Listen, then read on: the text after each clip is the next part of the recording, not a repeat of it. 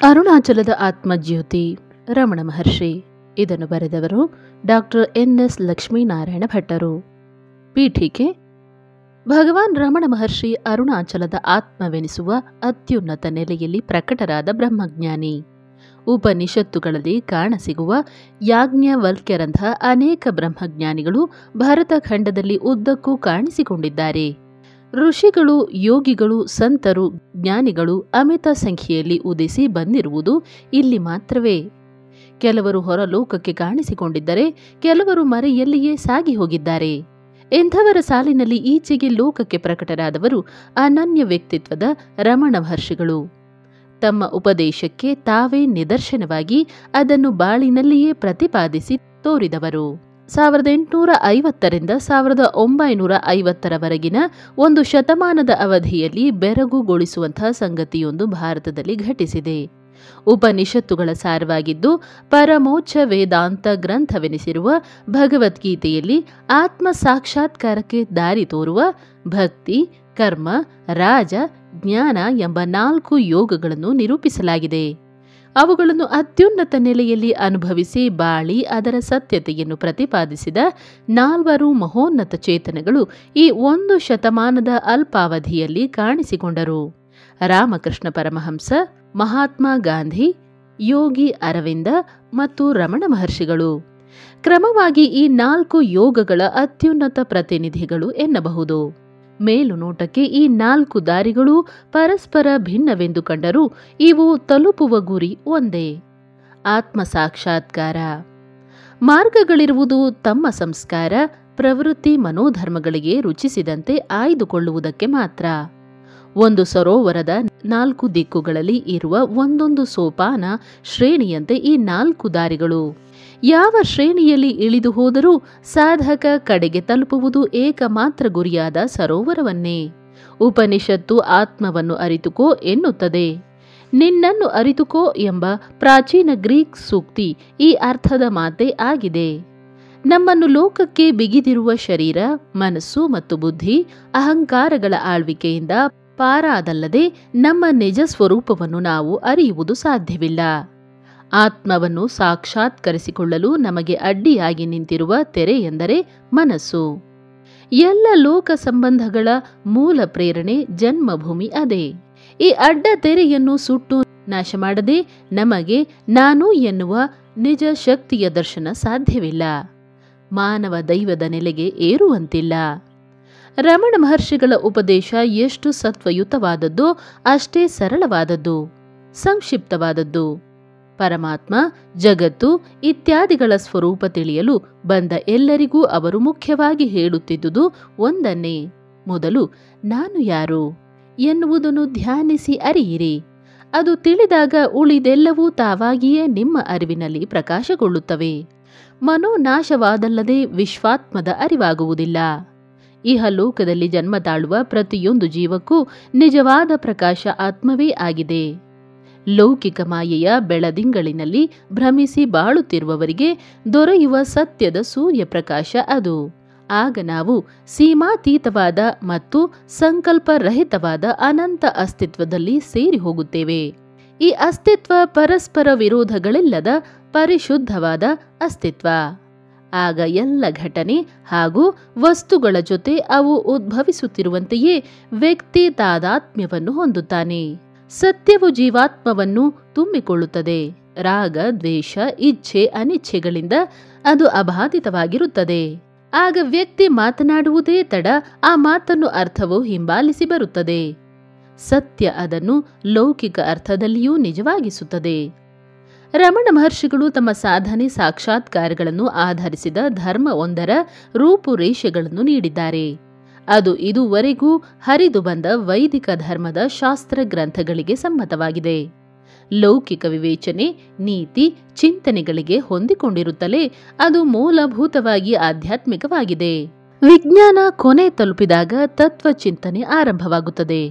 ತತ್ವಚಿಂತನೆ ಮುಗಿದಾಗ ಮತ ಧರ್ಮ ಮೊದಲಾಗುತ್ತದೆ ಎಂಬ ಹೇಳಿಕೆ ಇದೆ.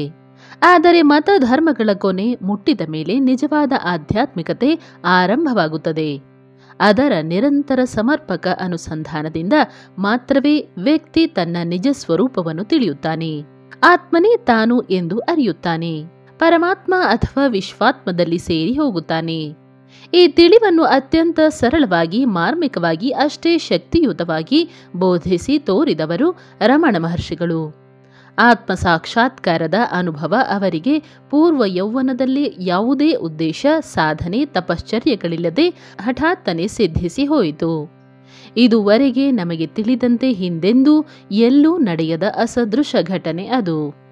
ಅವರ ಸಾಧನೆ, ತಪಶ್ಚರ್ಯೆ ನಡೆದುದೆಲ್ಲ ಈ ಅಪೂರ್ವ ಸಿದ್ಧಿಯ ನಂತರವೇ. ಸವಿಕಲ್ಪ, ನಿರ್ವಿಕಲ್ಪ ಸಮಾಧಿಗಳು ಮೀರಿದ ಸಹಜ ಸಮಾಧಿ ಸ್ಥಿತಿಯಲ್ಲಿ ಲೌಕಿಕ, ಅಲೌಕಿಕ ಎರಡರಲ್ಲೂ ಇರುತ್ತಾ ಅವರ ಇಹ ಜೀವನದ ಉತ್ತರಾರ್ಧ ಕಳೆಯಿತು. ಆತ್ಮ ಸಾಕ್ಷಾತ್ಕಾರ 2 ಆಧ್ಯಾತ್ಮಿಕ ಮಾರ್ಗಗಳ ಮೂಲಕ ಸಾಧಿತವಾಗುತ್ತದೆ. ಇವುಗಳನ್ನು ಪೀಪಿಲಿಕಾ ಮಾರ್ಗ ಮತ್ತು ಶುಕ ಮಾರ್ಗ ಎಂದು ಶಾಸ್ತ್ರಗಳಲ್ಲಿ ವಿವರಿಸಿದೆ. ಪೀಪಿಲಿಕಾ ಎಂದರೆ ಇರುವೆ, ಶುಕ ಎಂದರೆ ಗಿಳಿ. ಸಾಮಾನ್ಯ ಮುಮುಕ್ಷುಗಳ ಮಾರ್ಗ ಪೀಪಿಲಿಕಾ ಮಾರ್ಗ. ನೆಲದ ಮೇಲೆ ಹರಿಯುವ ಇರುವೆ ಮಾವಿನ ಮರದ ಮೇಲೆ ತೂಗುವ ಮಾವಿನ ಹಣ್ಣಿನ ಪರಿಮಳವನ್ನು ಗ್ರಹಿಸಿದಂತೆ ಇದು. ಇರುವೆ ಮೆಲ್ಲ ಮೆಲ್ಲನೆ ನೆಲದಿಂದ ಮರದ ಮೇಲಕ್ಕೆ ಹರಿಯುತ್ತಾ ಸಾಗುತ್ತದೆ. ಮರದ ಕಾಂಡವನ್ನು, ಅದರ ಉಬ್ಬು ತಗ್ಗುಗಳನ್ನು, ರೆಂಬೆಗಳನ್ನು, ಅದರ ಟೀಸಿಲು ಎಲೆಗಳನ್ನು ದಾಟಿ ಕೊನೆಗೆ ಹಣ್ಣನ್ನು ತಲುಪಿ ಅದನ್ನು ಸವಿಯುತ್ತದೆ. ಇದು ದೀರ್ಘಕಾಲ ತೆಗೆದುಕೊಳ್ಳುವ ಕಷ್ಟಕರವಾದ ಮಾರ್ಗ. ಇದಕ್ಕೆ ದೃಢ ಸಂಕಲ್ಪ, ಶ್ರದ್ಧೆ, ಸಹನೆಗಳ ಪರಮಯತ್ನ ಅಗತ್ಯ. ಇದಕ್ಕೆ ಪ್ರತಿಯಾಗಿ ಅಸಾಧಾರಣ ಮಹಾಪುರುಷನೊಬ್ಬನು ಬಳಸುವ ನೇರವೂ ಹತ್ತಿರದ್ದೂ ಆದ ಮಾರ್ಗವೊಂದಿದೆ. ಅದೇ ಶುಕ ಮಾರ್ಗ.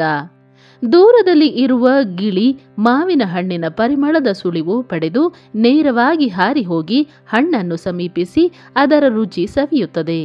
ಇದು ಬಹಳ ಸರಳವೂ ಸಮೀಪವೂ ಅನಾಯಾಸಕರವೂ ಆದ ಮಾರ್ಗ. ಮೊದಲಿನದು ಕ್ರಮವಾದ ಕರ್ಮೋಪಾಸನೆಗಳ ದಾರಿ. ಎರಡನೆಯದು ತೀವ್ರವಾದ ಜ್ಞಾನ ವೈರಾಗ್ಯಗಳ ದಾರಿ. ಈ ಎರಡರಲ್ಲಿ ರಮಣ ಮಹರ್ಷಿಗಳದ್ದು ಎರಡನೆಯ ಶುಕ ಮಾರ್ಗ.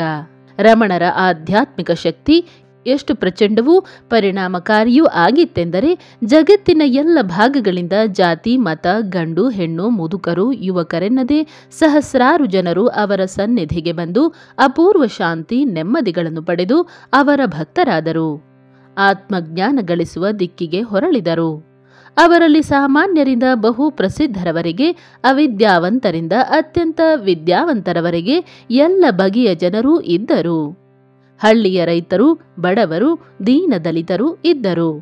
ಹಾಗೆಯೇ ರಾಜೇಂದ್ರ ಪ್ರಸಾದ್, ಜಮ್ನಾಲಾಲ್ ಬಜಾಜ್, ಸರ್ವೇಪಲ್ಲಿ ರಾಧಾಕೃಷ್ಣನ್, ರಾಜಗೋಪಾಲಾಚಾರಿ, ಮೊರಾರ್ಜಿ ದೇಸಾಯಿ, ದಿಲೀಪ್ ಕುಮಾರ್ ರಾಯ್, ಸ್ವಾಮಿ ಚಿನ್ಮಯಾನಂದ, ನಾಲ್ಮಡಿ ಕೃಷ್ಣರಾಜೇಂದ್ರ ಒಡೆಯರ್ರಂಥ ಪ್ರಸಿದ್ಧರು ಇದ್ದರು. ಅದೇ ರೀತಿ major Chadwick, Humphreys, Arthur Osborne, S Cohen, Paul Brunton, David Godman, prince Hopkins, Walter Keats ರಂತಹ ಅನೇಕ ಪಾಶ್ಚಾತ್ಯರಿದ್ದರು. ಎಚ್ಚಮ್ಮಾಳ್, ಮಾಧವಿ ಅಮ್ಮಾಳ್, ಸೂರಿ ನಾಗಮ್ಮ, ವಜ್ರೇಶ್ವರಿ, ಪಿಗಾಟ್, ಉಮಾದೇವಿ, ತಲ್ಯಾರ್ ಖಾನ್, ಲೋಕಮ್ಮರಂಥ ಹಲವಾರು ಮಹಿಳೆಯರಿದ್ದರು. ಎಷ್ಟೋ ಜನ ಪಾಶ್ಚಾತ್ಯ ಮಹನೀಯರು, ಮಹಿಳೆಯರು ರಮಣಾಶ್ರಮದಲ್ಲಿ ಸನ್ಯಾಸ ಸ್ವೀಕರಿಸಿ ಭಾರತೀಯ ಹೆಸರುಗಳನ್ನು ಇಟ್ಟುಕೊಂಡರು. ಈಗಲೂ ರಮಣಾಶ್ರಮಕ್ಕೆ ಪ್ರತಿದಿನ ಬರುವ ನೂರಾರು ಜನರಲ್ಲಿ 1/3 ಜನ ಪಾಶ್ಚಾತ್ಯರು ಇರುತ್ತಾರೆ. ಇವೆಲ್ಲ ರಮಣ ಮಹರ್ಷಿಗಳ ವಿಶ್ವಮಾನ್ಯತೆಯನ್ನು ಎತ್ತಿ ತೋರುತ್ತದೆ. ಅಧ್ಯಾಯ 1. ದೇವಾಲಯದಲ್ಲಿ ಒಬ್ಬ ಧ್ರುವಕುಮಾರ. ತಿರುವಣ್ಣಾಮಲೆ ಹೆಸರಿನ ಊರು. ಅಲ್ಲಿ ಅರುಣಾಚಲೇಶ್ವರನ ಭವ್ಯ ದೇವಾಲಯ. ಅದರ ಸಹಸ್ರ ಕಂಬಗಳ ಮಂಟಪದಲ್ಲಿ ಒಬ್ಬ ಬಾಲಕ ಪದ್ಮಾಸನದಲ್ಲಿ ಕುಳಿತಿದ್ದಾನೆ. ಗಾಢ ತಪಸ್ಸಿನಲ್ಲಿ ಮುಳುಗಿದ್ದಾನೆ. ವಯಸ್ಸು ಇನ್ನೂ 17. ತಾಮ್ರವರ್ಣದ ಮೈ ಮೇಲೆ ಒಂದು ಕೌಪೀನ ಬಿಟ್ಟು ಬೇರೇನೂ ಇಲ್ಲ. ಸಮಾಧಿ ಸ್ಥಿತಿಯಲ್ಲಿ ಇರುವ ಅವನಿಗೆ ಬಾಹ್ಯ ಪ್ರಜ್ಞೆಯೇ ಇಲ್ಲ. ಧ್ಯಾನದಾಳದಲ್ಲಿರುವ ಅವನ ಮುಖವೋ ಉಜ್ವಲ ಕಾಂತಿಯಿಂದ ಬೆಳಗುತ್ತಿದೆ. ದೇವಾಲಯಕ್ಕೆ ಬಂದು ಹೋಗುವವರಿಗೆ ಆ ಬಾಲಕನನ್ನು ಕಂಡು ಮಹದಾಶ್ಚರ್ಯ. ಅನ್ನಪಾನಗಳನ್ನೂ ಬಯಸದ ಆ ದೃಢ ತಪಸ್ಸನ್ನು ಕಂಡು ಭಕ್ತಿ ಗೌರವ. ಅವನು ಯಾರು, ಎತ್ತ, ಯಾರಿಗೂ ತಿಳಿಯದು. ಗೌರವದಿಂದ ನೋಡುವ ಜನ ಇರುವಂತೆಯೇ ಅಲ್ಲಿ ಕುಚೇಷ್ಟೆಯ ತುಂಟ ಹುಡುಗರೂ ಇದ್ದಾರೆ.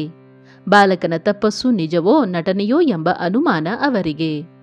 ದೂರ ನಿಂತು ಅವನ ಕಡೆ ಪುಟ್ಟ ಕಲ್ಲು, ಹೆಂಚಿನ ಚೂರು, ಕಸ ಕಡ್ಡಿ ತೂರಿ ಓಡುತ್ತಾರೆ. ಆದರೆ ಬಾಲಕನಿಗೆ ಅದರ ಪರಿವೆಯೇ ಇಲ್ಲ. ಅತ್ತಿತ್ತ ಅಲುಗದೆ ಶಿಲಾಮೂರ್ತಿಯಂತೆ ಸ್ಥಿರವಾಗಿದ್ದಾನೆ. ಬಾಲಕ ಕೂರುವ ಸ್ಥಳ ಕೆಲವು ದಿನಕ್ಕೆ ಬದಲಾಗುತ್ತಿದೆ. ದೇವಾಲಯದ ಮುಂಭಾಗದಲ್ಲಿ ಕ್ರಿಮಿ, ಕೀಟ, ಕಸಕಡ್ಡಿ ತುಂಬಿದ ಒಂದು ಗುಹೆ ಇದೆ. ಅದರ ಹೆಸರು ಪಾತಾಳಲಿಂಗಂ. ಹುಡುಗ ಅಲ್ಲಿ ಕೆಲ ದಿನ ಹೀಗೆ ಸಮಾಧಿ ಸ್ಥಿತಿಯಲ್ಲಿ ಕುಳಿತಿದ್ದಾನೆ. ಅವನ ಬಗ್ಗೆ ಆದರ ಇರುವ ಕೆಲವರು ಹುಡುಗನ ಮುಂದೆ ಆಹಾರ ಇಟ್ಟು ಬರುವುದುಂಟು. ಅವನಿಗೂ ಅದರ ಪರಿವೆಯೇ ಇಲ್ಲ. ಎಲ್ಲೋ ಒಮ್ಮೊಮ್ಮೆ ಬಾಹ್ಯ ಪ್ರಜ್ಞೆಗೆ ಬರುತ್ತಾನೆ. ಆಗಲೂ ಯಾರೊಡನೆಯೂ ಮಾತನಾಡುವುದಿಲ್ಲ. ಗಾಢ ಧ್ಯಾನ, ಹಾಗೆ ಗಾಢ ಮೌನ. ಈ ತಪಸ್ವಿಯ ಪರಿಚಾರಿಕೆಗೆ ಇಬ್ಬರು ತಾವಾಗಿಯೇ ಮುಂದೆ ಬಂದರು. ದಿನಕ್ಕೆ ಅವನ ಖ್ಯಾತಿ ಹೆಚ್ಚಿತು. ಬಾಲಕ ಕೂರುವ ಸ್ಥಳವನ್ನು ಪರಿಚಾರಕರು 2 ಸಲ ಬದಲಿಸಿದರು. ಗುರುಮೂರ್ತಂ ಎಂಬ ದೇವಾಲಯಕ್ಕೆ ಕರೆತಂದರು. ಜನ ಎಲ್ಲ ಅವನನ್ನು ಬ್ರಾಹ್ಮಣ ಸ್ವಾಮಿ ಎಂದು ಕರೆದರು. ಅವನನ್ನು ಕಾಣಲು ನೂಕುನುಗ್ಗಲು. ದಿನವೂ ನಮಸ್ಕರಿಸಿ ಪ್ರಾರ್ಥನೆ ಸಲ್ಲಿಸುವವರು, ಹೂವು, ಕಾಯಿ, ಹಣ್ಣು, ಸಿಹಿ ತಿಂಡಿ, ಆಹಾರ ಅರ್ಪಿಸುವವರು, ಅಲ್ಲೇ ಕೂತು ಧ್ಯಾನ ಮಾಡುವವರು. ಬಾಲಕ ಮಾತ್ರ ಏನನ್ನೂ ಮುಟ್ಟುತ್ತಿಲ್ಲ.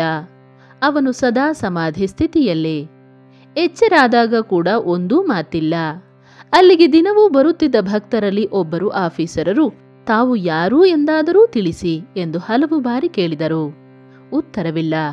ಹುಡುಗನ ಮುಂದೆ ಒಂದು ಪುಸ್ತಕವನ್ನು, ಪೆನ್ಸಿಲನ್ನು ಇಟ್ಟು ಬರೆದಾದರೂ ತಿಳಿಸಿ ಎಂದು ಬೇಡಿದರು. ಅದಕ್ಕೂ ಮೌನ. ಕಡೆಗೆ ಅವರು ಒಂದು ನಿರ್ಧಾರ ತೆಗೆದುಕೊಂಡರು. ನಿಮ್ಮ ಹೆಸರು, ಊರು ತಿಳಿಸಿದಲ್ಲದೆ ನಾನು ಇಲ್ಲಿಂದ ಕದಲುವುದಿಲ್ಲ, ಆಫೀಸಿಗೂ ಹೋಗುವುದಿಲ್ಲ, ಆಹಾರವನ್ನು ಮುಟ್ಟುವುದಿಲ್ಲ ಎಂದು ಭಕ್ತಿಯಿಂದಲೇ ಹಠ ಹಿಡಿದರು. ಈ ಆಗ್ರಹಕ್ಕೆ ಬ್ರಾಹ್ಮಣ ಸ್ವಾಮಿ ಬಾಗಲೇಬೇಕಾಯಿತು. ಮುಂದೆ ಇಟ್ಟಿದ್ದ ಪುಸ್ತಕದ ಮೇಲೆ ವೆಂಕಟರಾಮನ್ ಎಂದು ತನ್ನ ಹೆಸರನ್ನು, ತಿರುಚಳ್ಳಿ ಎಂದು ಊರಿನ ಹೆಸರನ್ನು ಇಂಗ್ಲಿಶಿನಲ್ಲಿ ಬರೆದ. ಹುಡುಗ ವಿದ್ಯಾವಂತ, ಓದಲು ಬರೆಯಲು ಬಲ್ಲವನು, ಇಂಗ್ಲಿಶನ್ನೂ ತಿಳಿದವನು. ಎಲ್ಲರಿಗೂ ಪರಮಾಶ್ಚರ್ಯ. ಈ ಬಾಲಕ ವೆಂಕಟರಾಮನ್ ಯಾರು? ಅವನ ಊರು ತಿರುಚಳ್ಳಿ ಯಾವುದು? ಅವನನ್ನು ಹೆತ್ತ, ಸಾಕಿದ ಪುಣ್ಯವಂತ ತಂದೆ ತಾಯಿಗಳು ಎಂಥವರು? ಪುಣ್ಯಭೂಮಿ. ತಿರುಚಳ್ಳಿ ಎಂಬ ಪುಟ್ಟ ಊರು ಭಗವಾನ್ ರಮಣ ಮಹರ್ಷಿಗಳಿಗೆ ಜನ್ಮ ನೀಡಿದ ಪುಣ್ಯಭೂಮಿ. ಇದು ಚೆನ್ನೈ ಮಹಾನಗರದ ಮಧುರೈ ಪಟ್ಟಣಕ್ಕೆ 30 ಮೈಲಿ ದಕ್ಷಿಣಕ್ಕೆ ಇದೆ. ಅದಕ್ಕೆ ಬಹಳ ಸಮೀಪದ ರೈಲ್ವೆ ಸ್ಟೇಷನ್ ಎಂದರೆ 14 ಮೈಲಿ ದೂರದ ವಿರುಧು ನಗರ. ತಿರುಚಳ್ಳಿಯಲ್ಲಿ ಕೆಲವು ಶತಮಾನಗಳಷ್ಟು ಪ್ರಾಚೀನವಾದ ಒಂದು ಶಿವ ದೇವಾಲಯವಿದೆ. ಅದರ ಹೆಸರು ಭೂಮಿನಾಥ ದೇವಾಲಯ. ಇದರಲ್ಲಿ ಪ್ರತಿಷ್ಠಾಪಿತವಾಗಿರುವ ಶಿವ ಮತ್ತು ಪಾರ್ವತಿಯರ ಮೂರ್ತಿಗಳನ್ನು ಭೂಮಿನಾಥ ಮತ್ತು ಸಹಾಯಾಂಬ ಎಂಬ ಹೆಸರಿನಿಂದ ಪೂಜಿಸಲಾಗುತ್ತದೆ. ಪ್ರಸಿದ್ಧ ಶಿವಭಕ್ತರಾಗಿದ್ದ ಸುಂದರ ಮೂರ್ತಿ ಮತ್ತು ಮಾಣಿಕವಾಚಕರ್ ಆ ಕಾಲಕ್ಕಾಗಲೇ ಪ್ರಖ್ಯಾತವಾಗಿದ್ದ ಈ ದೇವಾಲಯವನ್ನು ಸಂದರ್ಶಿಸಿ ತಿರುಚಳ್ಳಿಯ ಆಧ್ಯಾತ್ಮಿಕ ಘನತೆಯನ್ನು ಬಣ್ಣಿಸಿದ್ದಾರೆ. ತಮಿಳಿನ ಪ್ರಸಿದ್ಧ ಪೆರಿಯ ಪುರಾಣದಲ್ಲಿ ಈ ಶಿವಕ್ಷೇತ್ರದ ವರ್ಣನೆ ಇದೆ. ಪರಾಶರ ಗೋತ್ರದ ನಾಗಸ್ವಾಮಿ ಅಯ್ಯರ್ ತಿರುಚಳ್ಳಿಯಲ್ಲಿದ್ದ ಒಬ್ಬ ಗಣ್ಯ ವ್ಯಕ್ತಿ. ಆತನ ಪತ್ನಿ ಲಕ್ಷ್ಮೀ ಅಮ್ಮಾಳ್. ಈ ದಂಪತಿಗಳಿಗೆ ವೆಂಕಟೇಶ್ವರ, ಸುಂದರಂ, ಸುಬ್ಬಯ್ಯ ಮತ್ತು ನೆಲ್ಲಿಯಪ್ಪ ಎಂಬ 4 ಜನ ಗಂಡು ಮಕ್ಕಳು. ತಾಯಿಯ ಹೆಸರನ್ನೇ ಹೊತ್ತ ಒಬ್ಬಳೇ ಮಗಳು ಲಕ್ಷ್ಮೀ ಅಮ್ಮಾಳ್. ತಂದೆ ತೀರಿಕೊಂಡ ಮೇಲೆ ಕುಟುಂಬದ ಹೊಣೆ ಹಿರಿಯ ಮಗ ವೆಂಕಟೇಶ ಅಯ್ಯರ್ ಹೆಗಲಿಗೆ ಬಿತ್ತು. ಆದರೆ ಮುಂದೆ ಆತನಿಗೆ ಲೌಕಿಕ ಜೀವನದಲ್ಲಿ ಜಿಗುಪ್ಸೆ ಹುಟ್ಟಿ ವೈರಾಗ್ಯ ತಾಳಿ ಮನೆ ಬಿಟ್ಟು ಹೊರಟು ಹೋದ. ಸ್ವಲ್ಪ ಕಾಲದ ಮೇಲೆ ಕಾವಿ ಬಟ್ಟೆ ತೊಟ್ಟಿದ್ದ ಆತ ಚಿದಂಬರಂನ ನಟರಾಜ ದೇವಾಲಯದ ಹೊರ ಆವರಣದಲ್ಲಿ ಮುಳ್ಳು ಕಸ ತೆಗೆಯುತ್ತಾ ಅಲ್ಲಿಗೆ ಬರುವ ಭಕ್ತರಿಗೆ ಸೇವೆ ಮಾಡುತ್ತಿದ್ದುದನ್ನು ಯಾರೋ ಕಂಡರು. ಕೆಲವರು ಕಾಶಿಯಲ್ಲಿ ಆತನನ್ನು ಒಮ್ಮೆ ಕಂಡಿದ್ದಾಗಿ ಹೇಳಿದರು. ಇದಕ್ಕೆ ಬಹಳ ಹಿಂದೆಯೇ ಸುಂದರಂ ಅಯ್ಯರ್ನ ಚಿಕ್ಕಪ್ಪನೊಬ್ಬ ಸನ್ಯಾಸಿಯಾಗಿ ಕಾವಿ ಧರಿಸಿ ಕಮಂಡಲು ಹಿಡಿದು ಭಿಕ್ಷಾವೃತ್ತಿಯಿಂದ ಜೀವಿಸಿದ್ದರು. ಈಗ ನಂತರದ ಪೀಳಿಗೆಯ ವೆಂಕಟೇಶ ಅಯ್ಯರ್ ಅದೇ ದಾರಿ ಹಿಡಿದರು. ಹೀಗೆ ಆ ಕುಟುಂಬದಲ್ಲಿ ತಲೆಗೊಬ್ಬರಂತೆ ಇಬ್ಬರು ವ್ಯಕ್ತಿಗಳು ಮನೆ ತೊರೆದು ಸನ್ಯಾಸಿಗಳಾದ ಪ್ರಸಂಗ ಜರುಗಿತು. ಸನ್ಯಾಸಿಯ ಶಾಪ. ಒಂದೇ ಕುಟುಂಬದಲ್ಲಿ ಜರುಗಿದ ಈ ಅಸಾಧಾರಣ ಘಟನೆಗಳಿಗೆ ಕಾರಣವಾಗಿ ಅಲ್ಲಿಯ ಜನರ ನಡುವೆ ಒಂದು ಕಥೆ ಪ್ರಚಲಿತವಾಗಿತ್ತು. ಹಿಂದೆ ಯಾವನೋ ಒಬ್ಬ ಅಲೆಮಾರಿ ಸನ್ಯಾಸಿ ಆ ಕುಟುಂಬದ ಮನೆಗೆ ಬಂದು ಭಿಕ್ಷೆ ಬೇಡಿದನಂತೆ. ಮನೆಯವರು ಅವನಿಗೆ ಅನಾದರದಿಂದ ಮಾತಾಡಿ ಭಿಕ್ಷೆ ಹಾಕದೆ ಕಳಿಸಿದರು. ಕೋಪಗೊಂಡ ಸನ್ಯಾಸಿ, ನಿಮ್ಮ ಕುಟುಂಬದಲ್ಲಿ ಪ್ರತಿ ತಲೆಮಾರಿಗೆ ಒಬ್ಬೊಬ್ಬರು ಮನೆ ಬಿಟ್ಟು ಸನ್ಯಾಸಿಯಾಗಿ ಭಿಕ್ಷೆ ಕೇಳಿ ಜೀವಿಸಲಿ ಎಂದು ಶಪಿಸಿ ಹೊರಟು ಹೋದನಂತೆ. ಇದು ತಾತ್ಕಾಲಿಕವಾಗಿ ಶಾಪದಂತೆ ಭಾಸವಾದರೂ ಮುಂದೆ ಒಂದು ವರವಾಗಿಯೇ ಪರಿಣಮಿಸಿತು ಎನ್ನಬೇಕು. ಆ ಕುಟುಂಬದಲ್ಲಿ ಹೀಗೆ ಮನೆ ತೊರೆದು ಹೋಗಿ ಸನ್ಯಾಸಿಯಾದ ಮೂರನೆಯ ವ್ಯಕ್ತಿ ಸುಂದರಂ ಅಯ್ಯರ್ರ ಮಗನಾದ 16 ವರ್ಷಗಳ ಬಾಲಕ ವೆಂಕಟರಾಮನ್. ಈತನೇ ಉಗ್ರ ತಪೋಜೀವನ ನಡೆಸಿ ಆತ್ಮ ಸಾಕ್ಷಾತ್ಕಾರದ ನೆಲೆಗೇರಿ ವಿಶ್ವವಿಖ್ಯಾತರಾದ ರಮಣ ಮಹರ್ಷಿ. ಸುಂದರಂ ಅಯ್ಯರ್. ಸುಂದರಂ ಅಯ್ಯರ್ನ ಅಣ್ಣ ವೆಂಕಟೇಶ ಅಯ್ಯರ್ ಮನೆ ಬಿಟ್ಟು ಹೋದ ನಂತರ ಸಂಸಾರದ ಜವಾಬ್ದಾರಿ ಸುಂದರಂ ಅಯ್ಯರದಾಯಿತು. ಸುಂದರಂ ಅಯ್ಯರರ ಕಾಲಕ್ಕೆ ತಿರುಚಳ್ಳಿ ಸುಮಾರು 500 ಕುಟುಂಬಗಳಿದ್ದ ಗ್ರಾಮ. ಅಲ್ಲಿಯ ಕಾರ್ತಿಕೇಯನ್ ಬೀದಿಯಲ್ಲಿ ಶಿವ ದೇವಾಲಯದ ಬಳಿಯೇ ಸುಂದರಂ ಅಯ್ಯರ್ ಮನೆ ಇದ್ದುದು. ಆ ಬೀದಿ ಈಗ ರಮಣ ಮಹರ್ಷಿ ರಸ್ತೆ ಎಂದಾಗಿದೆ. ಸುಂದರಂ ಅಯ್ಯರನ ಆರ್ಥಿಕ ಸ್ಥಿತಿ ಸಾಮಾನ್ಯವಾದದ್ದಾಗಿತ್ತು. ತನ್ನ 12ನೆಯ ವಯಸ್ಸಿನಲ್ಲಿ ಅಕೌಂಟೆಂಟ್ ಒಬ್ಬನ ಬಳಿ ಗುಮಾಸ್ತನಾಗಿ ತಿಂಗಳಿಗೆ 2 ರೂಪಾಯಿ ಸಂಬಳದ ಮೇಲೆ ಆತ ವೃತ್ತಿ ಆರಂಭಿಸಿದ್ದ. ಜೊತೆಗೆ ಹಣದ ಸಲುವಾಗಿ ಜನಗಳಿಗೆ ಅರ್ಜಿ ಬರೆದುಕೊಡುವ ಕೆಲಸವನ್ನೂ ಮಾಡುತ್ತಿದ್ದ. ಕ್ರಮೇಣ ವಕೀಲಿ ವೃತ್ತಿಯ ಕೆಲಸಗಳನ್ನೆಲ್ಲ ಕಲಿತು ಯಾವುದೇ ಪದವಿ, ಡಿಪ್ಲೊಮಾಗಳಿಲ್ಲದಿದ್ದರೂ ಪ್ಲೀಡರ್ ಆಗಿ ಕೆಲಸ ಮಾಡಲು ಅನುಮತಿ ಗಳಿಸಿಕೊಂಡ. ತನ್ನ ಬುದ್ಧಿಶಕ್ತಿ, ವ್ಯವಹಾರ ಜ್ಞಾನ ಮತ್ತು ಎಲ್ಲರನ್ನೂ ಒಲಿಸಿಕೊಳ್ಳಬಲ್ಲ ನಡತೆಗಳಿಂದಾಗಿ ಅವನ ಕೆಲಸ ಕಾರ್ಯ ದಿನೇ ದಿನೇ ಬೆಳೆಯಿತು. ಉದಾರ ಹೃದಯಿಯೂ ಧಾರಾಳ ಸ್ವಭಾವದವನೂ ಆಗಿದ್ದ ಸುಂದರಂ ಊರಿಗೆ ಯಾರೇ ಬರಲಿ ಆದರಿಸಿ ಒಳ್ಳೆಯ ಮಾತಾಡಿ ಮನೆಯಲ್ಲಿ ಊಟ ಹಾಕಿ ಕಳಿಸಿಕೊಡುತ್ತಿದ್ದ. ಇದರಿಂದಾಗಿ ಆತ ಊರಿನಲ್ಲಿ ಬಹಳ ಜನರ ಪ್ರೀತಿ ಗಳಿಸಿದ್ದಲ್ಲದೆ ನೆರೆಹೊರೆಯ ಹಳ್ಳಿಗಳಲ್ಲೂ ಪರಿಚಿತನಾಗಿದ್ದ. ಜನ ಆತನನ್ನು ಗೌರವದಿಂದ ವಕೀಲ್ ಸಾಮಿ ಎಂದು, ವಕೀಲ್ ಯಜಮಾನ ಎಂದೂ ಕರೆಯುತ್ತಿದ್ದರು. ಅವನ ಜನಪ್ರಿಯತೆ ಎಷ್ಟಿತ್ತೆಂದರೆ ಊರಿನವರು ಮಾತ್ರವಲ್ಲ, ಹಾದಿ ಬೀದಿ ದೋಚುವ ದರೋಡೆಕೋರರೂ ಅವನ ಬಗ್ಗೆ ವಿಶ್ವಾಸ ಮರ್ಯಾದೆಗಳಿಂದ ನಡೆದುಕೊಳ್ಳುತ್ತಿದ್ದರು. ಬುದ್ಧಿವಂತನಾಗಿದ್ದ ಸುಂದರಂ ಕಷ್ಟಪಟ್ಟು ಮೇಲೆ ಬಂದ. ದೇವಾಲಯದ ಬಳಿಯೇ ತಕ್ಕ ಮಟ್ಟಿಗೆ ವಿಶಾಲವಾದ ಒಂದು ಮನೆ ಕಟ್ಟಿದ. ಅದರ ಅರ್ಧ ಭಾಗ ಕಕ್ಷಿದಾರರಿಗೆ ಮತ್ತು ಮನೆಗೆ ಬರುತ್ತಿದ್ದ ಅತಿಥಿಗಳಿಗೆ ಮೀಸಲಾಗಿತ್ತು. ಅದು ಈಗ ಅವನ ಹೆಸರಿನ ಮೇಲೆಯೇ ಸುಂದರಂ ಮಂದಿರಂ ಎಂದು ಕರೆಸಿಕೊಳ್ಳುತ್ತಿದೆ. ಬಾಲಕನಾಗಿದ್ದಾಗ ರಮಣರಿಗೆ ನೆಲೆ ಒದಗಿಸಿದ್ದ ಆ ಮನೆ ಈಗಲೂ ಸಾಕಷ್ಟು ಸದೃಢವಾಗಿದೆ.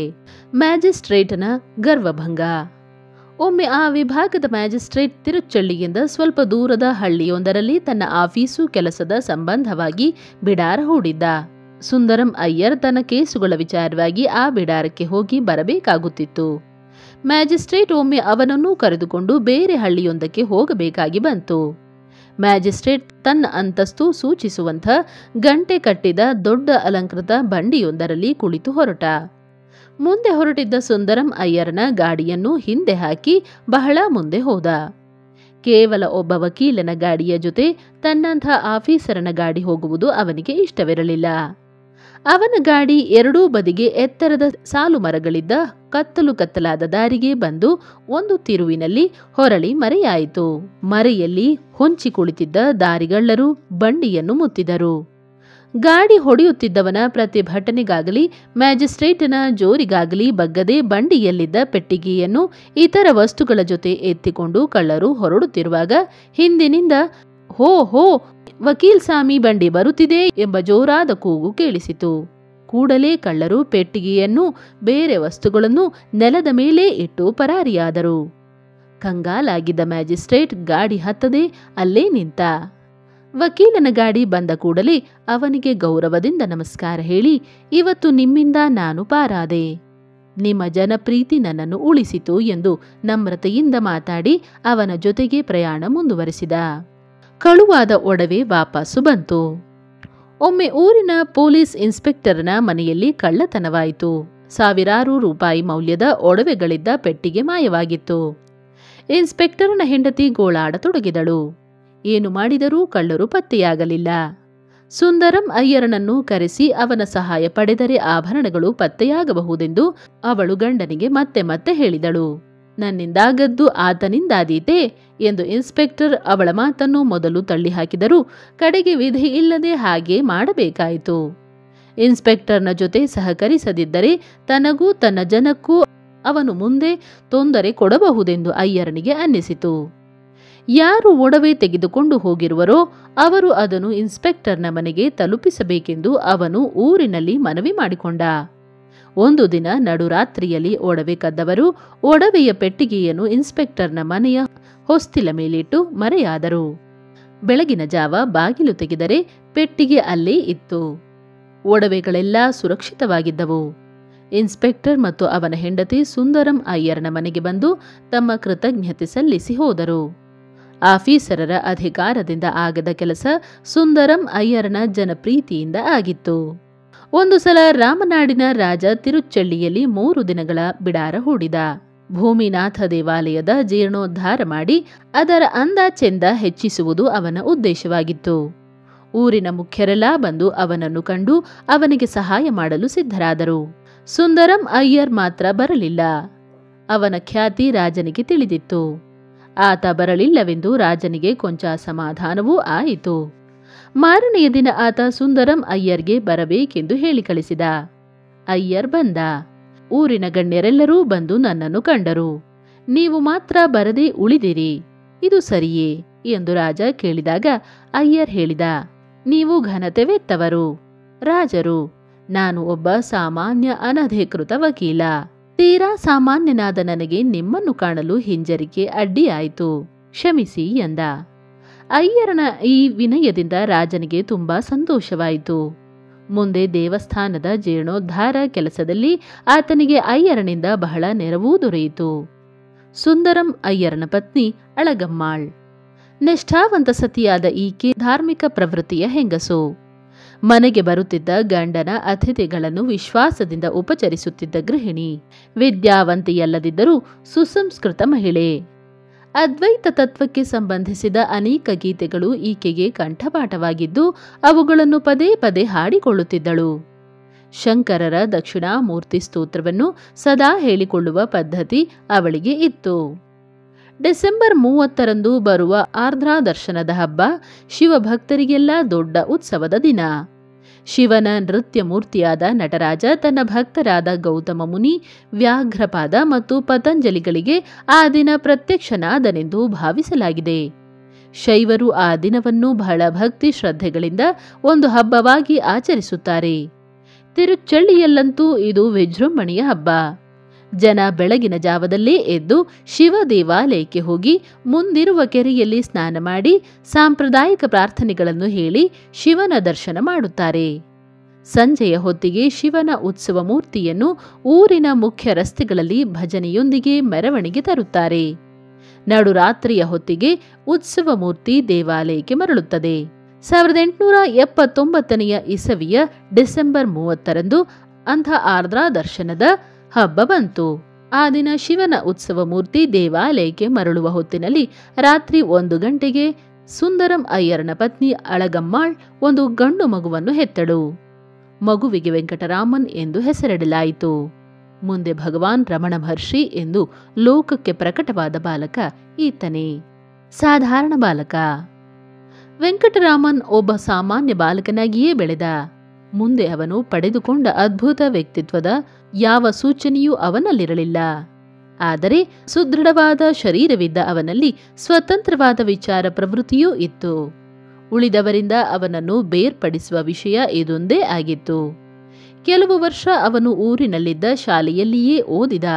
11ನೆಯ ವಯಸ್ಸಿಗೆ ದಿಂಡಿಗಲ್ಲಿನ ಶಾಲೆಗೆ ಹೋಗತೊಡಗಿದ. ವೆಂಕಟರಾಮನ್ಗೆ 2 ವರ್ಷ ಹಿರಿಯನಾದ ನಾಗಸ್ವಾಮಿ ಎಂಬ ಅಣ್ಣ, 6 ವರ್ಷ ಚಿಕ್ಕವನಾದ ನಾಗಸುಂದರಂ ಎಂಬ ತಮ್ಮ ಮತ್ತು 8 ವರ್ಷ ಚಿಕ್ಕವಳಾದ ಅಲಮೇಲು ಎಂಬ ತಂಗಿ ಇದ್ದರು. ಅವರದು ಸಾಮಾನ್ಯ ಮಧ್ಯವರ್ಗದ ಸಂಪನ್ನ ಸಂತೃಪ್ತ ಕುಟುಂಬವಾಗಿತ್ತು. ತಂದೆ ಸುಂದರಂ ಅಯ್ಯರ್ ತೀರಿಕೊಂಡಾಗ ವೆಂಕಟರಾಮನ್ಗೆ 12 ವರ್ಷ. ಅವರ ನಿಧನದಿಂದಾಗಿ ಕುಟುಂಬದಲ್ಲಿ ಏರುಪೇರಾಯಿತು. ಅಣ್ಣ ನಾಗಸ್ವಾಮಿ ಮತ್ತು ವೆಂಕಟರಾಮನ್ ಮಧುರೆಯಲ್ಲಿ ವಾಸವಾಗಿದ್ದ ತಮ್ಮ ಚಿಕ್ಕಪ್ಪ ಸುಬ್ಬಯ್ಯರ್ ಮನೆಗೆ ಹೋದರು. ಇಬ್ಬರೂ ಮೊದಲು ಅಲ್ಲಿಯ ಸ್ಕೌಟ್ಸ್ ಮಿಡಲ್ ಸ್ಕೂಲಿನಲ್ಲಿ ಓದಿ ನಂತರ ಅಮೆರಿಕನ್ ಮಿಷನ್ ಹೈಸ್ಕೂಲು ಸೇರಿದರು. ಹೊಡೆದರೂ ಎಚ್ಚರವಾಗದ ವಿಚಿತ್ರ ನಿದ್ದೆ. ವೆಂಕಟರಾಮನ್ನಲ್ಲಿ ಪ್ರತಿಭಾಶಾಲಿ ವಿದ್ಯಾರ್ಥಿಯಾಗುವ ಲಕ್ಷಣಗಳೇನೂ ಇರಲಿಲ್ಲ. ಪಾಠಕ್ಕಿಂತ ಆಟದಲ್ಲಿಯೇ ಅವನು ಹೆಚ್ಚು ಆಸಕ್ತಿ ತೋರಿಸುತ್ತಿದ್ದ. ಫುಟ್ಬಾಲ್, ಕುಸ್ತಿ ಮತ್ತು ಈಜಾಟ ಇವುಗಳಲ್ಲಿ ಅವನಿಗೆ ಬಹಳ ಆಸಕ್ತಿ. ಅವನ ಜ್ಞಾಪಕ ಶಕ್ತಿ ಮಾತ್ರ ಅದ್ಭುತವಾಗಿತ್ತು. ಸ್ಕೂಲಿನಲ್ಲಿ ಒಮ್ಮೆ ಕೇಳಿದ ಪಾಠವನ್ನು ಸ್ವಲ್ಪವೂ ತಪ್ಪದೇ ಪುನರುಚ್ಚರಿಸುವಷ್ಟು ಪ್ರಬಲವಾದ ಸ್ಮರಣಶಕ್ತಿ ಅವನದ್ದು. ಈ ಸ್ಮರಣಶಕ್ತಿಯಿಂದಾಗಿ ಹೆಚ್ಚು ಅಧ್ಯಯನ ಮಾಡದಿದ್ದರೂ ಆ ಕೊರತೆ ಮುಚ್ಚಿ ಹೋಗುತ್ತಿತ್ತು. ಬಾಲ್ಯದಲ್ಲೇ ಹುಡುಗನಲ್ಲಿ ಕಂಡ ಒಂದು ಅಸಾಧಾರಣ ಸಂಗತಿ ಎಂದರೆ ಅವನನ್ನು ಕವಿಯುತ್ತಿದ್ದ ಗಾಢ ನಿದ್ರೆ. ಎಷ್ಟೋ ವರ್ಷಗಳ ಮೇಲೆ ರಮಣಾಶ್ರಮದಲ್ಲಿ ವಾಸ ಮಾಡುತ್ತಿದ್ದಾಗ ತಮ್ಮ ಬಂಧು ಶೇಷ ಅಯ್ಯರ್ ಬಂದ ಸಂದರ್ಭದಲ್ಲಿ ರಮಣರು ಹೇಳಿದ ಮಾತುಗಳನ್ನು ದೇವರಾಜ ಮೊದಲಿಯಾರ್ ಎಂಬ ಭಕ್ತರು ತಮ್ಮ ಪುಸ್ತಕದಲ್ಲಿ ಹೀಗೆ ಹೇಳಿದ್ದಾರೆ. ನಿನ್ನನ್ನು ನೋಡುತ್ತಿದ್ದಂತೆ ನಾನು ಹುಡುಗನಾಗಿದ್ದಾಗ ದಿಂಡಿಗಲ್ನಲ್ಲಿ ನಡೆದ ಘಟನೆಯೊಂದು ನೆನಪಾಗುತ್ತಿದೆ. ನಿನ್ನ ಚಿಕ್ಕಪ್ಪ ಶೇಷ ಅಯ್ಯರ್ ಆಗ ಅಲ್ಲಿದ್ದರು. ನಿಮ್ಮ ಮನೆಯಲ್ಲಿ ಯಾವುದೋ ಸಮಾರಂಭ ಇತ್ತು. ಎಲ್ಲರೂ ಅದಕ್ಕೆ ಹೋಗಿದ್ದರು. ರಾತ್ರಿ ಎಲ್ಲರೂ ಮತ್ತೆ ದೇವಸ್ಥಾನಕ್ಕೆ ಹೋದರು. ಮನೆಯಲ್ಲಿ ನಾನೊಬ್ಬನೇ ಮುಂದಿನ ಕೋಣೆಯಲ್ಲಿ ಓದುತ್ತಾ ಇದ್ದೆ. ಸ್ವಲ್ಪ ಹೊತ್ತಿನ ಮೇಲೆ ಮುಂದಿನ ಬಾಗಿಲಿನ ಬೋಲ್ಟ್ ಹಾಕಿ ಎಲ್ಲ ಕಿಟಕಿಗಳನ್ನೂ ಮುಚ್ಚಿ ಮಲಗಿಬಿಟ್ಟೆ. ದೇವಸ್ಥಾನದಿಂದ ಬಂದ ಅವರು ಎಷ್ಟು ಜೋರಾಗಿ ಕೂಗಿದರೂ ಬಾಗಿಲು ಕಿಟಕಿ ಬಡಿದರೂ ನನಗೆ ಎಚ್ಚರವಾಗಲೇ ಇಲ್ಲ. ಕೊನೆಗೆ ಎದುರು ಮನೆಯಿಂದ ಒಂದು ಬೀಗದ ಕೈ ತಂದು ಬಾಗಿಲು ತೆರೆದರು. ಆಮೇಲೆ ನನ್ನನ್ನು ಎಬ್ಬಿಸಲು ಬಹಳ ಪ್ರಯತ್ನ ಮಾಡಿದರು. ಹುಡುಗರಂತೂ ತಮಗೆ ತೃಪ್ತಿಯಾಗುವವರೆಗೂ ಹೊಡೆದರು. ಏನೂ ಪ್ರಯೋಜನವಾಗಲಿಲ್ಲ. ಮರುದಿನ ಬೆಳಗ್ಗೆ ನಾನು ಎದ್ದ ಮೇಲೆ ಅವರೇ ಇದನ್ನೆಲ್ಲ ಹೇಳಿದರು. ಆ ತನಕ ನನಗೆ ಅದೇನೂ ಗೊತ್ತಿರಲಿಲ್ಲ. ಆಗ ಭಗವಾನರಿಗೆ 11 ವರ್ಷವಾಗಿತ್ತು ಅಷ್ಟೇ. ಅವರು ಮುಂದುವರಿದು ಇನ್ನೂ ಒಂದು ಪ್ರಸಂಗ ವಿವರಿಸಿದರು. ಮಧುರೆಯಲ್ಲಿಯೂ ಹೀಗೆ ಆಗುತ್ತಿತ್ತು. ಬಲಶಾಲಿಯಾಗಿದ್ದ ನಾನು ಎಚ್ಚರವಾಗಿದ್ದಾಗ ಯಾವ ಹುಡುಗರಿಗೂ ನನ್ನನ್ನು ಮುಟ್ಟಲು ಧೈರ್ಯವಿರುತ್ತಿರಲಿಲ್ಲ. ಆದರೆ ನನ್ನ ಮೇಲೆ ಸಿಟ್ಟು ಇದ್ದವರು ನಾನು ನಿದ್ರಿಸುತ್ತಿದ್ದಾಗ ಬಂದು ತಮಗೆ ಇಷ್ಟವಾದ ಕಡೆ ಹೊತ್ತುಕೊಂಡು ಹೋಗಿ ತೃಪ್ತಿಯಾಗುವಷ್ಟು ಹೊಡೆದು ಮತ್ತೆ ನನ್ನನ್ನು ತಂದು ಹಾಸಿಗೆಯ ಮೇಲೆ ಮಲಗಿಸಿ ಬಿಡುತ್ತಿದ್ದರು. ಬೆಳಗ್ಗೆ ಅವರು ತಾವಾಗಿ ಇವೆಲ್ಲವನ್ನೂ ಹೇಳುವವರೆಗೂ ಅದು ನನಗೆ ಗೊತ್ತಿರುತ್ತಿರಲಿಲ್ಲ. ಸುದೃಢ ಆರೋಗ್ಯದ ಲಕ್ಷಣವೆಂಬುದರ ಹೊರತು ಬೇರೆ ಯಾವ ಮಹತ್ವವನ್ನೂ ಭಗವಾನರು ಇದಕ್ಕೆ ಕೊಡಲಿಲ್ಲ. ಕೆಲವು ಸಲ ಬಾಲಕ ಒಂದು ಬಗೆಯ ಅರ್ಧ ನಿದ್ರಾವಸ್ಥೆಯಲ್ಲಿ ಮಲಗಿರುತ್ತಿದ್ದ. ಮುಂದೆ ಬರಲಿದ್ದ ಆಧ್ಯಾತ್ಮಿಕ ಜಾಗೃತಿಯ ನೆರಳುಗಳಂತೆ ಇವೆರಡೂ ಇದ್ದಿರಬೇಕು. ಗಾಢ ನಿದ್ರೆಯು ಮನಸ್ಸನ್ನು ವಿಚಾರಗಳಿಗೆ ನಿಲುಕದ ಆಳದಲ್ಲಿ ಮುಳುಗಿಸುವ ಶಕ್ತಿಯಾಗಿಯೂ, ಅರೆ ನಿದ್ರೆಯು ತನ್ನನ್ನು ತಾನೇ ಒಂದು ಸಾಕ್ಷಿಯಾಗಿ ನೋಡುವ ಅವಸ್ಥೆಯಾಗಿಯೂ ಇದ್ದಿರಬೇಕು. ಮಹಾಜಾಗೃತಿಯ ನಂತರ ಪ್ರಾಪ್ತವಾದ ಶಕ್ತಿಗಳ ಪೂರ್ವ ಸೂಚನೆ ಬಾಲಕನಾಗಿದ್ದಾಗಲೇ ಅವರಲ್ಲಿ ಹೀಗೆ ಆವಿರ್ಭವಿಸಿರಬಹುದು. ಹುಡುಗನಿಗೆ ದೈವಿಕ ಸಂಬಂಧವಾದ ಹರ್ಷ, ರೋಮಾಂಚನ ಮೊದಲ ಬಾರಿಗೆ ಉಂಟಾದದ್ದು ಅರುಣಾಚಲ ಎಂಬ ಪದ ಕೇಳಿದಾಗ. ಆವರೆಗೆ ಆತ ಯಾವ ಧಾರ್ಮಿಕ ಗ್ರಂಥಗಳನ್ನೂ ಓದಿರಲಿಲ್ಲ. ಅಂಥವುಗಳ ಬಗ್ಗೆ ಕೇಳಿರಲೂ ಇಲ್ಲ. ಅರುಣಾಚಲವೆನ್ನುವುದು ಒಂದು ಅತ್ಯಂತ ಪವಿತ್ರ ಸ್ಥಳವೆಂದು ಮಾತ್ರ ತಿಳಿದಿತ್ತು. ಒಮ್ಮೆ ಅವನ ನೆಂಟರೊಬ್ಬರು ಮನೆಗೆ ಬಂದಾಗ ಅವರು ಎಲ್ಲಿಂದ ಬಂದರು ಎಂದು ಬಾಲಕ ಕೇಳಿದ. ಅವರು ಅರುಣಾಚಲದಿಂದ ಎಂದರು. ಭಕ್ತ ಜನರು ಹೋಗಿ ಬರುವ ಪವಿತ್ರವಾದ ಗಿರಿಯು ಅದೆನ್ನುವ ಭಾವನೆ ಸ್ಫುರಿಸಿ ಹುಡುಗನ ಹೃದಯ ಆನಂದದಿಂದ ಪುಳಕಿತವಾಯಿತು. ಏನು, ಅರುಣಾಚಲವೇ? ಅದು ಎಲ್ಲಿದೆ ಎಂದು ಬಾಲಕ ಅಚ್ಚರಿಯಿಂದ ಕೇಳಿದ. ಹುಡುಗನಿಗೆ ಅರುಣಾಚಲದ ಬಗ್ಗೆ ಏನೂ ಗೊತ್ತಿಲ್ಲ ಎಂದು ತಿಳಿದ ಆತ, ಅರುಣಾಚಲ ಗೊತ್ತಿಲ್ಲವೇ? ತಿರುವಣ್ಣಾಮಲೆಯೇ ಅರುಣಾಚಲ ಎಂದು ವಿವರಿಸಿದ. ಅರುಣಾಚಲ ಎಂಬ ಪದ ಆ ಘಳಿಗೆಯಲ್ಲೇ ಹುಡುಗನ ಮನಸ್ಸಿನ ಆಳದಲ್ಲಿ ಸ್ಥಾಪಿತವಾಗಿ ಹೋಯಿತು. ಬಾಲಕ ಮುಂದೆ ಕೈಗೊಳ್ಳಲಿದ್ದ ಆಧ್ಯಾತ್ಮಿಕ ಯಾತ್ರೆಯ ಮೊದಲ ಪ್ರೇರಣೆ ಇದಾಗಿತ್ತು. ಎರಡನೆಯ ಪ್ರೇರಣೆ ಅವನ ಕೈಗೆ ಬಂದ ಧಾರ್ಮಿಕ ಪುರುಷರ ಕಥೆಗಳು ಇದ್ದ ಒಂದು ಗ್ರಂಥ, ಪೆರಿಯ ಪುರಾಣಂ. ಆ ಗ್ರಂಥದ ಹೆಸರು ಪೆರಿಯ ಪುರಾಣಂ. ಹುಡುಗನ ಚಿಕ್ಕಪ್ಪ ಆ ಪುಸ್ತಕವನ್ನು ಬೇರೆ ಯಾರಿಂದಲೂ ಎರವಲಾಗಿ ತಂದಿದ್ದರು. ಅದು ತಮಿಳುನಾಡಿನ 63 ಜನ ಶ್ರೇಷ್ಠ ಶಿವಭಕ್ತರ ಚರಿತ್ರೆ. ಹುಡುಗ ಅದನ್ನು ಓದುತ್ತಾ ಹೋದ. ಆ ಶಿವಸಂತರ ಪ್ರೇಮ ಭಾವ, ಭಗವಂತನನ್ನು ಕುರಿತ ಭಾವೋದ್ವೇಗ, ದಿವ್ಯ ಉನ್ಮಾದ ಹುಡುಗನನ್ನು ಅಲ್ಲಾಡಿಸಿಬಿಟ್ಟವು. ಅವನ ಹೃದಯ ಆನಂದದಿಂದ ತುಂಬಿಹೋಯಿತು. ಅಂಥ ಮಹದನುಭವ ಮನುಷ್ಯ ಜೀವನದಲ್ಲಿ ಸಾಧ್ಯವೆಂಬುದನ್ನು ಅರಿತು ಬಾಲಕ ಭಕ್ತಿ ವಿಫಲನಾದ. ತ್ಯಾಗ ಜೀವನದ ಫಲವಾಗಿ ಲಭಿಸುವ ದಿವ್ಯಾನುಭೂತಿ, ಮಾನವನು ದೇವನಲ್ಲಿ ಒಂದಾಗುವ ಪರಮ ಸೋಜಿಗ ಅವನ ಮನಸ್ಸನ್ನು ಬಲವಾಗಿ ಕಲಕಿದವು. ಅಂಥ ಜೀವನವನ್ನು ಅನುಕರಿಸುವ ಆಕಾಂಕ್ಷೆ ಅವನಲ್ಲಿ ತಿಳಿಯದೆಯೇ ಮೊಳೆಯಿತು. ಲೌಕಿಕವಾದ ಎಲ್ಲ ಮಹತ್ವಾಕಾಂಕ್ಷೆಗಳಿಗೂ ಮೀರಿದ ದೈವದ ಅನುಭವ ಕೇವಲ ಕಲ್ಪನೆಯಲ್ಲ, ಪರಮಸತ್ಯ ಎನ್ನುವುದನ್ನು ಆ ಶಿವಭಕ್ತರ ಚರಿತ್ರೆ ಪ್ರತಿಪಾದಿಸುತ್ತಿತ್ತು. ದೇವರ ಜೊತೆ ಕೈ ಹಿಡಿದು ಸಾಗುವ, ಅವನನ್ನು ಅಪ್ಪಿ ಆನಂದಿಸುವ ಅದ್ಭುತ ಅನುಭವದ ಮನವರಿಕೆಯಾಗಿ ಅವನ ಹೃದಯ ಕೃತಜ್ಞತೆ ಪರಮಾನಂದಗಳಿಂದ ತುಂಬಿಹೋಯಿತು. ಪೆರಿಯ ಪುರಾಣದ ರೂಪದಲ್ಲಿ ಅವನ ಕೈಗೆ ದೈವಿಕವಾದ ಚಿನ್ನದ ಕೊಪ್ಪರಿಗೆಯೊಂದು ಲಭಿಸಿತ್ತು. ಈ ಪ್ರಸಂಗವನ್ನು ಹಿಂಬಾಲಿಸಿ ಪ್ರಜ್ಞೆಯ ಹೊಸ ಪ್ರವಾಹವೊಂದು ಅವನಲ್ಲಿ ಎಚ್ಚರಗೊಂಡಿತು. ಭೌತಿಕ ಮತ್ತು ಮನಸ್ಸಿನ ಗಡಿಗಳನ್ನು ದಾಟಿದ ಈ ಸ್ಥಿತಿ ಪರಮಾನಂದದ ನೆಲೆಯಾಗಿತ್ತು.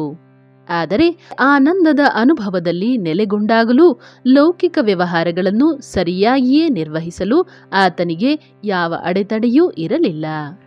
ಒಂದು ಅಪೂರ್ವ ಪ್ರಸಂಗ. ಅದು 1896ನೇ ಇಸವಿ. ವೆಂಕಟರಾಮನ್ಗೆ ಆಗ 17ನೇ ವರ್ಷ. ಅವನ ಜೀವನದ ಅದ್ಭುತ ಪ್ರಸಂಗವೊಂದು ಆಗ ಘಟಿಸಿತು.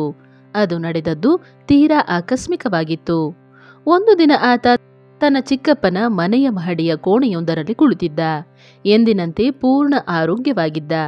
ಅಸ್ವಸ್ಥತೆಯ ಯಾವ ಕುರುಹೂ ಅವನಲ್ಲಿರಲಿಲ್ಲ. ಆದರೆ ಏಕೋ ಇದ್ದಕ್ಕಿದ್ದಂತೆ ಸಾವಿನ ಭೀಕರ ಅರಿವು ಅವನನ್ನು ಆವರಿಸಿಬಿಟ್ಟಿತು. ನಾನು ಇನ್ನೇನು ಸಾಯಲಿದ್ದೇನೆ ಎಂದು ಅನ್ನಿಸಿಬಿಟ್ಟಿತು.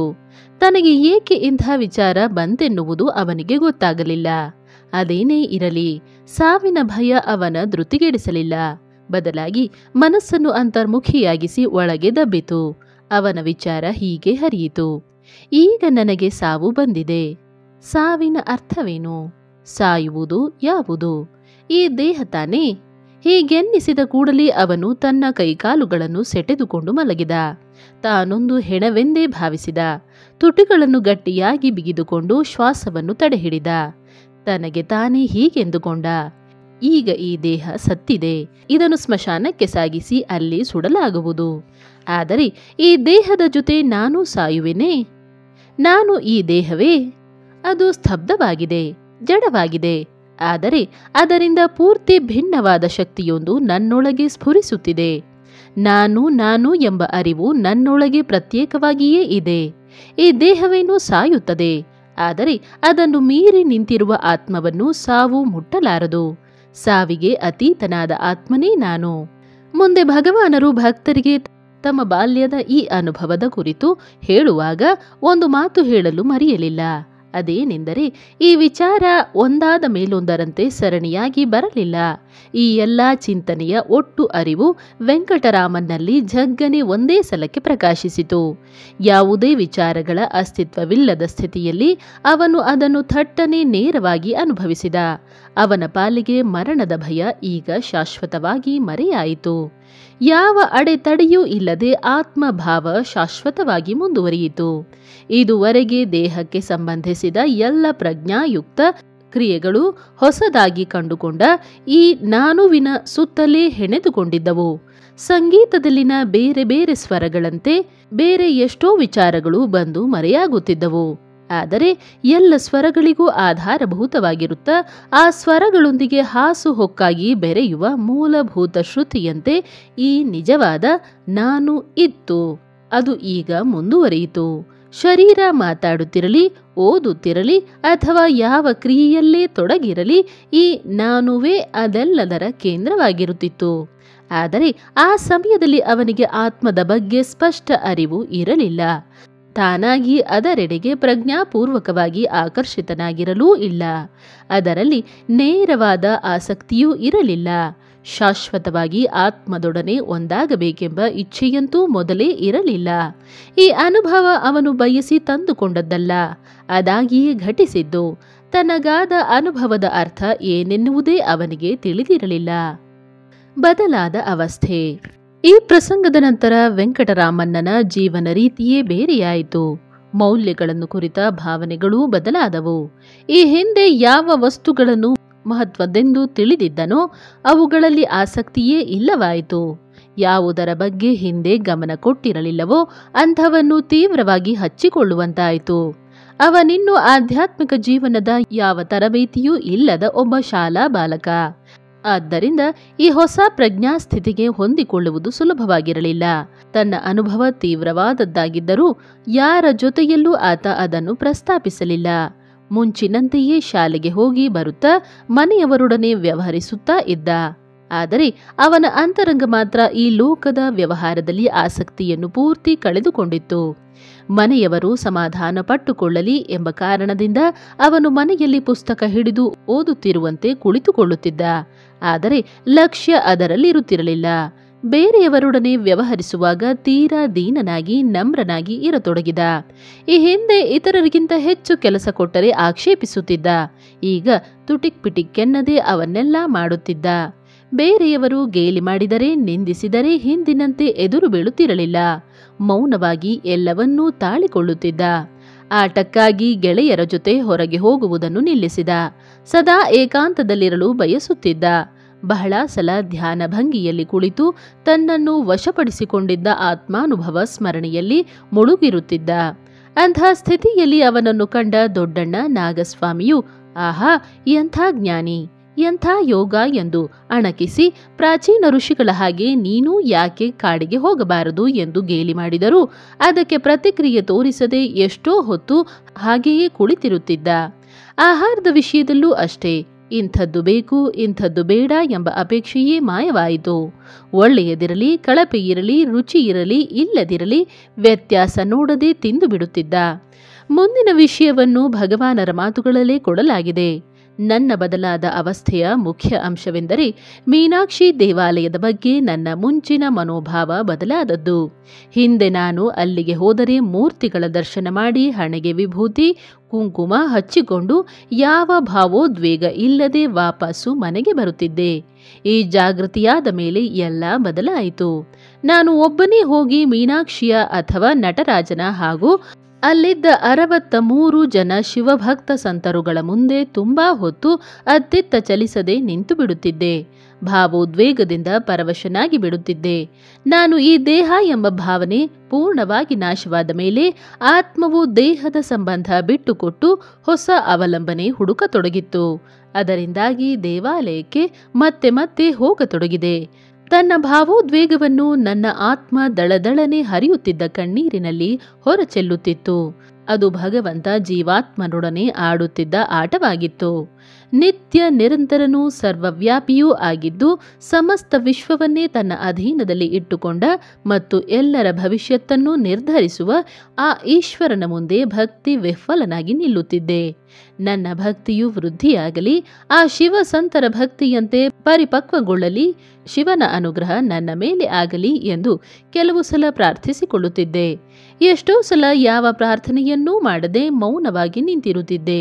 ನನ್ನ ಆತ್ಮವು ಅಪರಿಮಿತವಾದ ಆಳಕ್ಕೆ ಹರಿಯುವುದನ್ನು ಅನುಭವಿಸುತ್ತಿದ್ದೆ. ಅಂತರಾಳದಿಂದ ಉಕ್ಕಿ ಬರುವ ಆ ಕಂಬನಿಯ ಧಾರೆ ಯಾವುದೇ ಸುಖ ಅಥವಾ ವೇದನೆಯ ಸಂಕೇತವಾಗಿರಲಿಲ್ಲ. ನಾನೇನೂ ನಿರಾಶವಾದಿಯಾಗಿರಲಿಲ್ಲ. ಜೀವನ ಎಂದರೇನೆಂದು ಅರಿತಿರಲಿಲ್ಲ. ಅದು ದುಃಖಪೂರಿತವಾದುದೆಂದೂ ತಿಳಿದಿರಲಿಲ್ಲ.